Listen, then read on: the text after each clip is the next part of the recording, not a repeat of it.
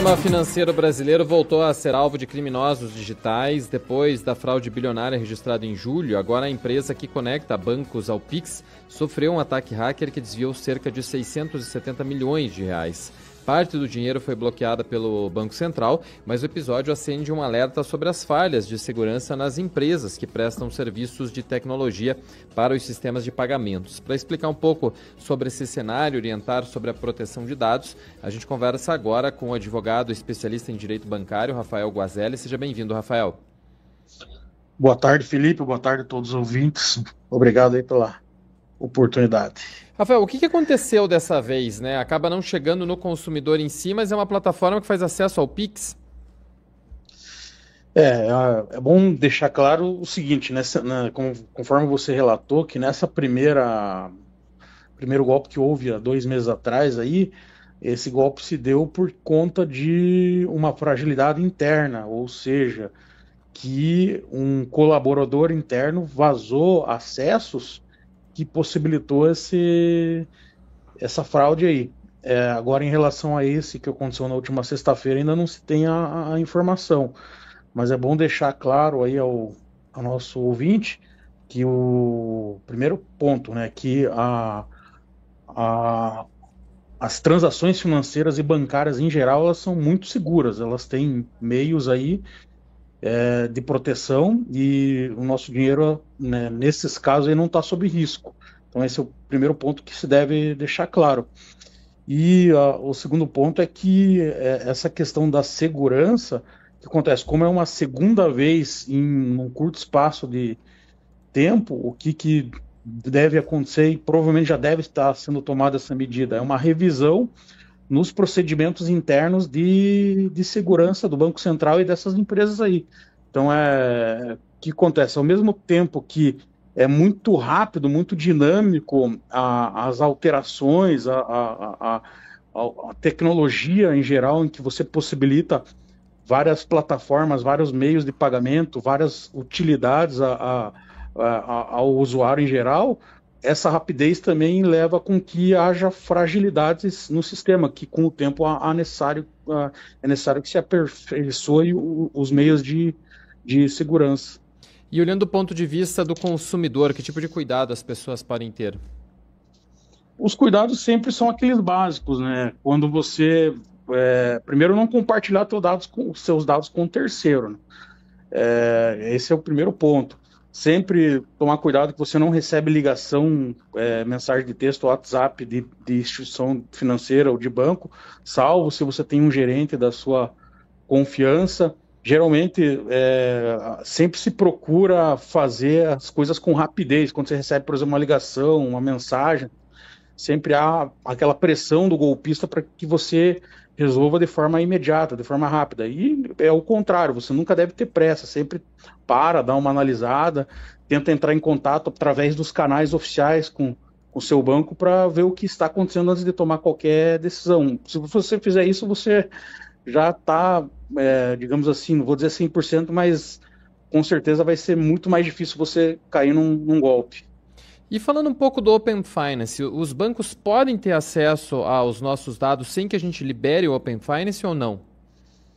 Não, em relação ao Open Finance é necessário o consentimento expresso do correntista, do usuário, que bom deixar claro que o Open Finance é um compartilhamento de dados, ou seja, você compartilhar os dados, as informações financeiras que você tem perante um banco para um outro banco. Então é necessário um consentimento expresso. Sem esse consentimento não é possível se ter acesso a esses dados. E para o consumidor, vale a pena fazer isso? Ou ele depois acaba sendo assediado por várias instituições financeiras? Como que ele deve proceder com relação ao Open Finance? Em relação ao Open Finance, é uma ferramenta que ainda está em desenvolvimento, ainda há muita falha, muito erro, muita falha no processamento dela. Inclusive, você tem um dado aí que em torno de 50%, 60% que tenta fazer o Open Finance aqui dá certo. Então, até o próprio Banco Central admitiu que tem que aperfeiçoar, mas ela possibilita você ter uma oferta de crédito maior, que com o compartilhamento de dados você tem um leque maior de ofertas. Então, nesse sentido, é positivo. E o fato de você aderir ao Open Finance não vai fazer com que você corra mais risco, que, digamos, você tenha a segurança dos seus dados seja fragilizada. E ainda voltando à questão da segurança, normalmente quando tem esse tipo de ataque é a gente que abre alguma brecha ou é possível a gente tem casos de invasões à conta sem a pessoa ter feito nada, sem ter atendido a ligação, sem ter passado nenhum dado? Tem casos, sim, que há daí, como já vi vários casos, é que daí há um vazamento de dados de algum colaborador interno, geralmente da instituição, que vaza os seus dados e daí se acontece aí o golpe. Isso, mas daí nesse caso a responsabilidade é da instituição financeira.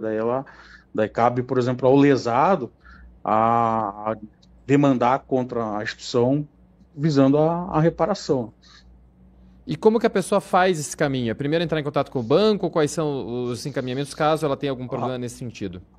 Ao sofrer o golpe, você já imediatamente já faz um boletim de ocorrência. Aqui no Paraná você pode fazer de forma eletrônica, pelo site da Polícia Civil, e na sequência você já abre um chamado junto ao seu banco. E é importante quando você abrir esse chamado, você já pegar um protocolo desse chamado.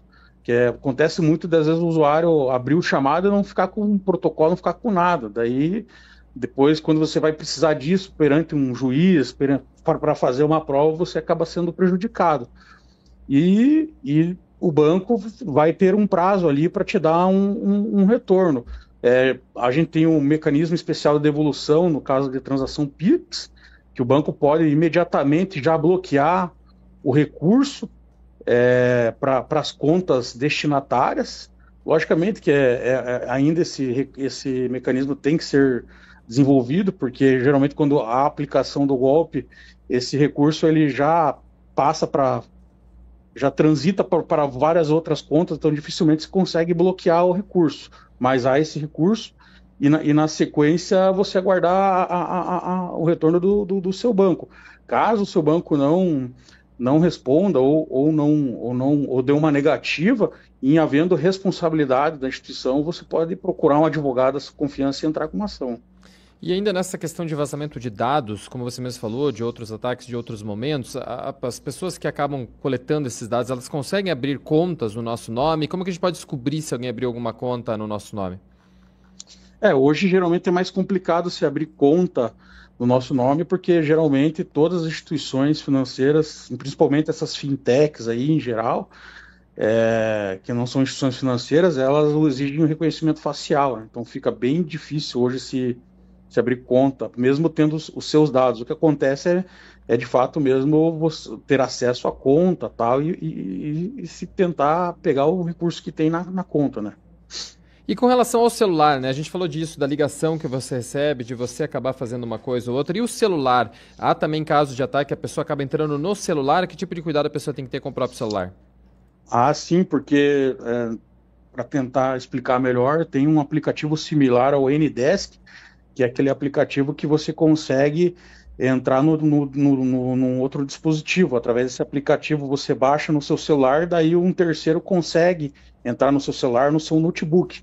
Então acontece muito, de repente, você receber uma mensagem de texto ou WhatsApp pedindo para você baixar esse aplicativo, e ao você baixar esse aplicativo, você dá acesso ao golpista, daí nisso que ele consegue aplicar o golpe. Nós conversamos aqui na CBN Curitiba com o advogado especialista em direito bancário, Rafael Guazelli, a gente falando de mais um ataque hacker que desviou 670 milhões de reais via Pix, e a gente trazendo um pouco desses alertas, então, esses cuidados com as contas. Rafael, muito obrigado pela entrevista, ter conversado com a gente da CBN. Eu que agradeço. Boa tarde, Felipe.